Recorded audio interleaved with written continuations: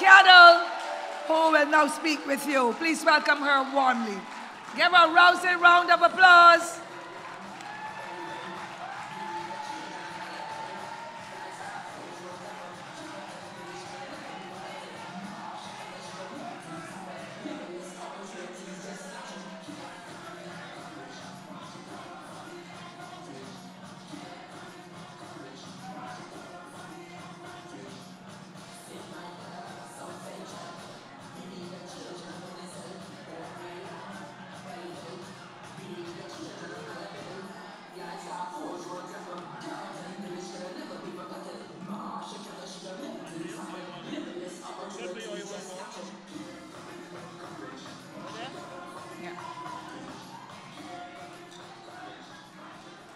Good evening, Barbados Labour Party family. Oh, you all sound so good. You know, a couple days ago, I was in a shop talking to some gentlemen, and a man came in. He walked straight up to us. Didn't say good afternoon or anything. He just came straight to me and he said, I have a kettle home.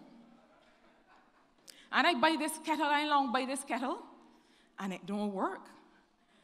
Even when it's full and the water hot, hot, hot, you don't hear nothing out of this kettle. It don't whistle at all. When it's supposed to be on, it off.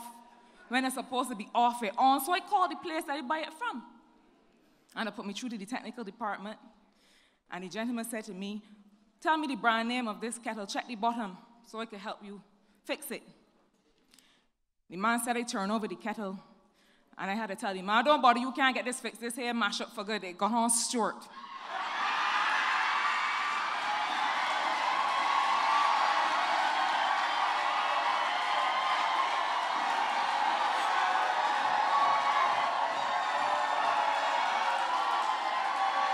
Now,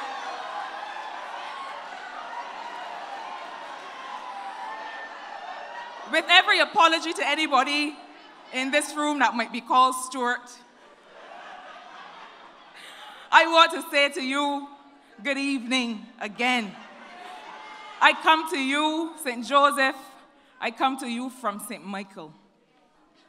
St. Michael, South Central. I was born in St. Michael. I'm a St. Michael girl. And I have to represent this evening for this team St. Michael and the St. Michael family. I spoke last night at our first pop meeting in Carrington Village in Quakers Road. And I wanted to share a little bit about the theme that we have chosen for the campaign. The theme, as you heard in the song, is care, commitment, courage. And I chose that theme because it speaks to the values with which I was raised, and it speaks to my idea of what political representation should be. But you know, as these things go, with meetings such as this, you don't always get through all the things you want to get through. So I dealt with the care, and I dealt with the commitment. But I didn't deal fully last night with courage. And courage for me is perhaps one of the most important things. Because courage is about fight. And coming from St. Michael, one of the things that matters to St. Michael people, if you are going to come to them and ask for their vote, and ask to be given by them a mandate to represent them, you have to be willing to fight for the people. That is important to us. Courage is about fight. And courage is about fight and doing the honorable thing and doing the right thing, rather than what is politically expedient. Courage is about putting people above yourself. And my comrade and colleague, Kurt Humphrey, who is on my border in St. Michael South, he puts it a different way. He says it is about people over politics. And I want to say to you, as I mentioned Kirk and his values, that it warms my heart. It is an important thing, and it is a wonderful thing when you share the same values and the same vision and the same energy and passion for doing the right thing for people as the people, the men and women with whom you stand shoulder to shoulder in a political party. It is a wonderful thing to know that you have the same values and you have the same vision and you are on this road together to fight for the people of your country. Aspic doesn't know what that feels like, nor does Don Villinis, because they sit in Parliament or stand in Parliament and argue against measure after measure and still vote aye. They do not have the same vision. They do not stand together with the rest of the Eager 11 or with the Minister of Finance or with the Prime Minister. They do not have the courage of their convictions. They cannot represent the people that have given them the mandate because they're looking out for themselves. So I want to say a little bit about courage, because along with honesty and integrity and plain old common sense and mathematics, that is what has been missing from this Democratic Labour Party administration. I think it takes courage to admit that of the 7 or 8 plans that you have come up with to try and rescue this economy, it takes courage to admit, actually, I don't know what I am doing. It takes courage to admit that. It takes courage to say, these things have not worked. And to call on the people who know how to get this thing done. Or, alternatively, to step aside and let the people who have proven that they know how to get this thing done, get it done.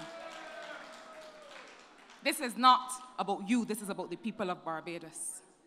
And you have now come with an 8th Barbados Sustainable Recovery Plan. And the Democratic Labour Party, if they're good at anything, and probably only one thing, it is at naming and renaming things. They name and rename things and call that governance. That is not governance. That is cosmetics. And so they have come with a new plan. And I have gone through it with a fine-tooth comb. And I cannot find anything that makes sense to me. That plan is a wish list. It is a set of words that they think sounds good, and a set of words that they think mask the reality of what is happening in this country. And I'll tell you what is happening in this country. And as I said at Quakers Road last night, I am happy and privileged and unafraid to tell the truth on behalf and to the people of Barbados, because we have a government that would not know truth if it came up and kicked them in the shins. We have to tell the truth. That is our mandate. While we are the opposition Barbados Labour Party, and until, should it be the will of the people, we form the next government of Barbados, it is our responsibility to tell the truth to the people of Barbados. And we are here to do that. It would have taken courage, ladies and gentlemen, for the current MP of St. Michael South Central to stand up for the young men and the young women of that constituency. To stand up and say, I know that y'all are trying to give yet another contract to a certain man. But I have young men and women right here in Britain's Hill, where this Valerie high-rise is going up, that have not worked for months and years. I have tilers and masons and joiners and carpenters who cannot get work. It would have taken courage to say, he cannot get all.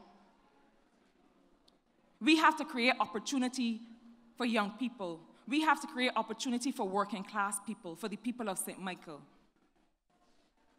And I want to make sure that these young people get a chance. It would have taken courage to do that, but no, that would have been too much to ask. So instead, what happened is that yet another large contract went to put up a poorly put together building in Britain's Hill that was supposed to provide low-income housing for people, but because of certain gaps in the financing, because it ended up costing so much, because economic management is another thing that this government does not know how to do, People find it difficult to pay the rent. That is not low-income housing. That is against a backdrop of public sector workers not having received a pay increase for almost 10 years. It is against a backdrop of an NSRL, one of the worst taxes, one of the worst conceived taxes in my 18 years as an economist that I have ever seen. It has caused a massive recession in this country. It has been almost the death of small business men and women in this country. And the Minister of Finance is bragging that it brought in $50 million over 6 months. His Prime Minister is saying that he doesn't know how much is brought in because he told them that they don't talk. I don't see why you are bragging about a $50 million stopgap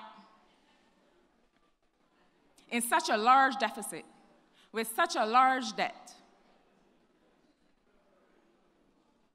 It takes courage to be able to say, listen, the pensioners in my constituency cannot afford to go in the supermarket with the little pension that they're getting. This NSRL is not working for the people of Barbados. It has to go.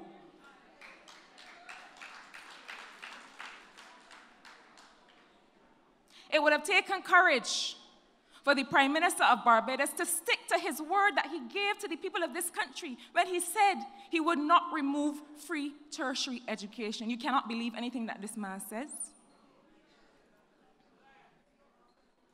I know he would have you believe that while he was able to benefit from not 1 but 2 degrees from the University of the West Indies free, your children must pay. It would have taken courage to be able to say, no, no, no, no, no, no, no. I told the people that I am not moving it. We have to find the money to do it. That would have taken courage, but they don't have any.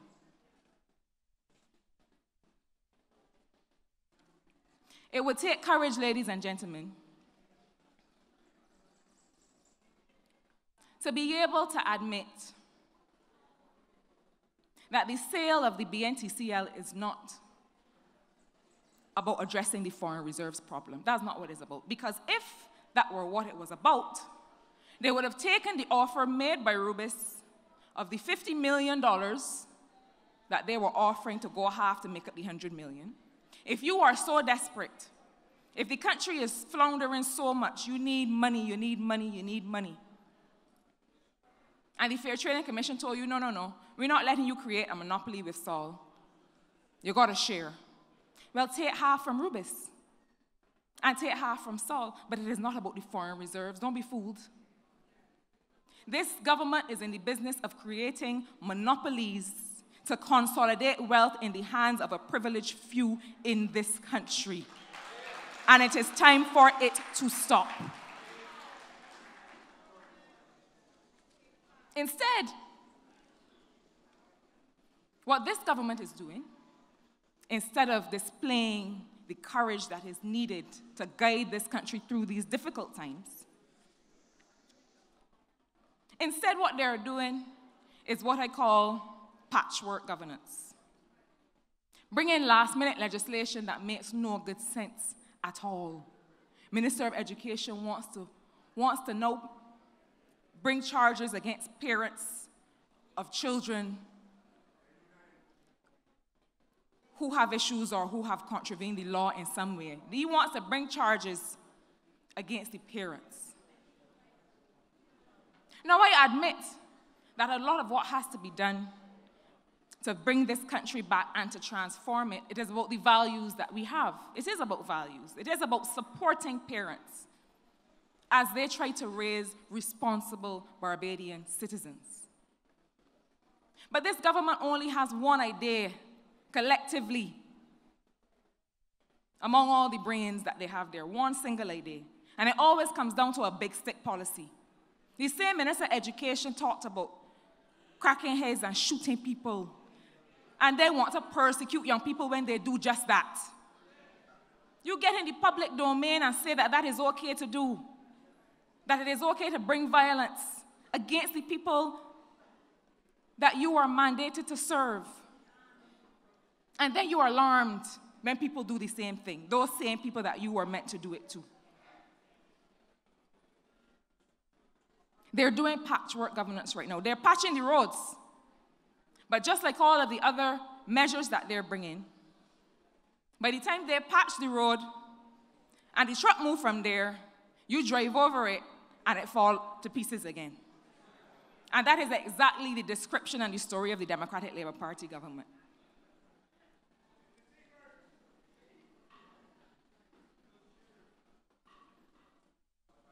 For this country to grow, it takes courage. I have never, to be honest with you, seen an economy, and I am talking about all across this region, that has relied so heavily on taxation to pay its bills. It is not a good formula. It does not work. You cannot tax an economy out of a recession. At some point, people have no more money to spend because they're paying all of it in taxes. And guess what? When they get sick, they have no money to pay for medication. They have to stay home from work. And you have to end up paying more money anyway than what you previously anticipated.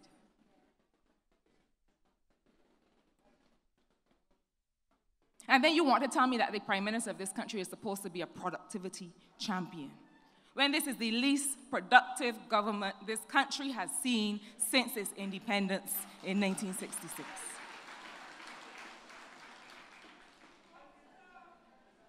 It takes courage and vision and leadership to understand that if Barbados is to go where we always thought that it would go, the country has to grow. You can't just get money from taxing people and taxing companies. But I want to talk to you tonight about what courage looks like. I want to talk to you tonight about a woman who embodies courage. I want to talk to you about the leadership and the vision of Mia Amor Motley. And I will be honest with you, it is not to say that we have a savior. I don't believe in deifying people. But I believe that Mia Amor Motley and everything in her life has brought her to us and to Barbados for such a time as this, when she will need, together with us and the rest of you, to deliver this country from the pits to which it has fallen. I want to talk to you about a woman who has had the courage to say, we do not need the NSRL in order to pay our bills in this country. It is a bad tax, and we are going to remove it so that people can live again. I want to talk to you about a woman who has had the courage to say, we can afford to educate our young people in this country.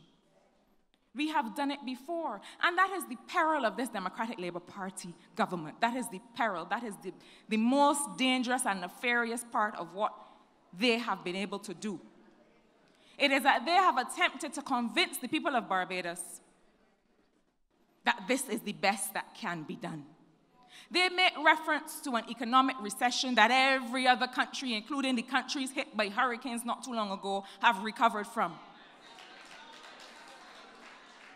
Because it seems that there is a rain cloud that is only over Barbados.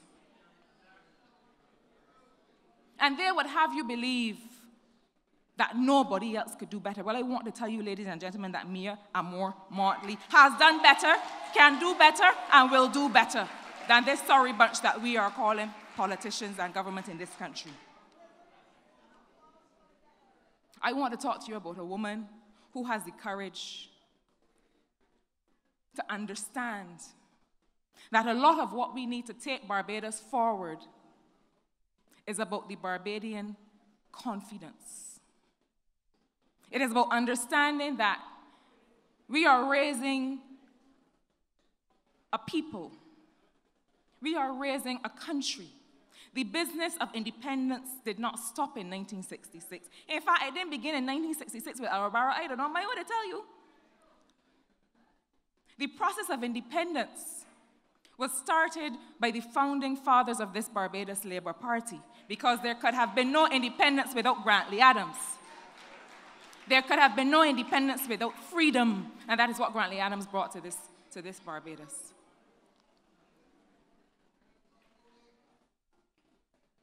And she has realized that there is something that Barbadians must feel again. They must feel the confidence that we can be anything and that we can go anywhere. That we have to teach our children to swim. We are an island. And if we want to nurture entrepreneurial spirit, we want our young people to take risks. We are not just raising people to go and get a job for somebody.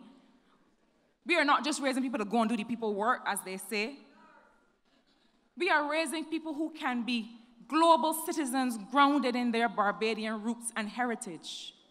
We have to teach our children to swim. We have to teach them a foreign language. We have to give them the confidence to go forward and take on the world. Barbados' biggest resource is its people. It has always been that way. And we have always sent out proud ambassadors of this small country. And people have been able to say, well, this little country is punching above its weight. We all got going on over there. They haven't heard about the hurricane that hit us 10 years ago and has not gone away. We were not supposed to be here today in 2018, ladies and gentlemen. But we are going to end up where we were meant to be under Mia Motley as the next Prime Minister of Barbados.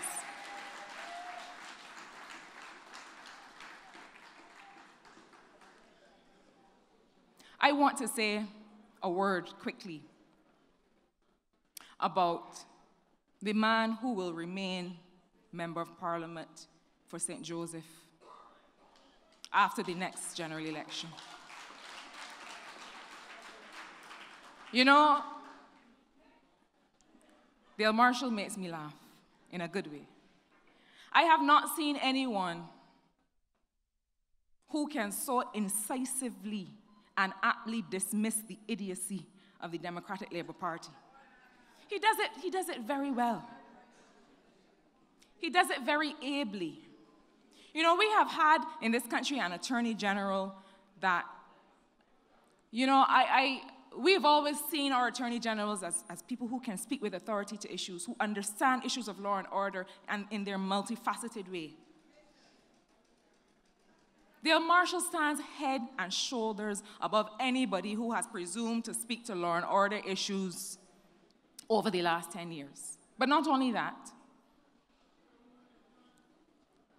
he also represents what representation is supposed to look like.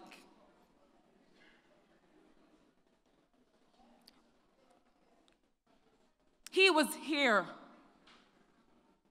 when there was the collapse of the road in St. Joseph. And the man who was supposed to be here was trying to help out his friend down by me by patching the roads down there, when he should have been here.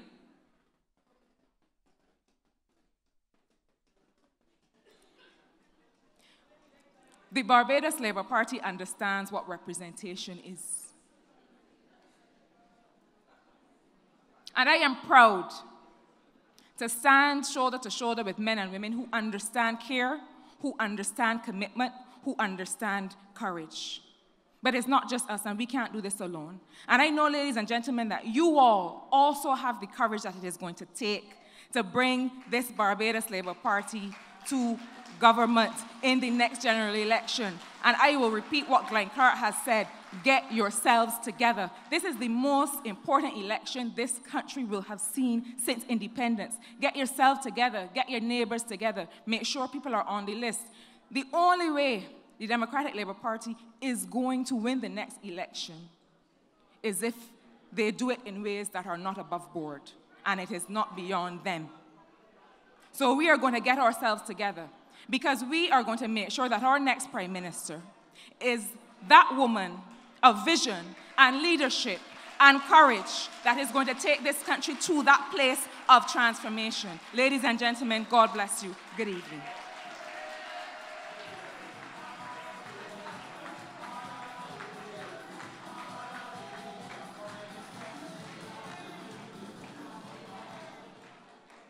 I told you so, and you have proven it. We are looking at the interest of time because we have a limited time in which to exit. And therefore, I'm going to take out all of my mouthings and introduce you now to another young person. None other than Dwight Sutherland, St. George South. He will now come and speak to you about all the challenges. Please welcome him.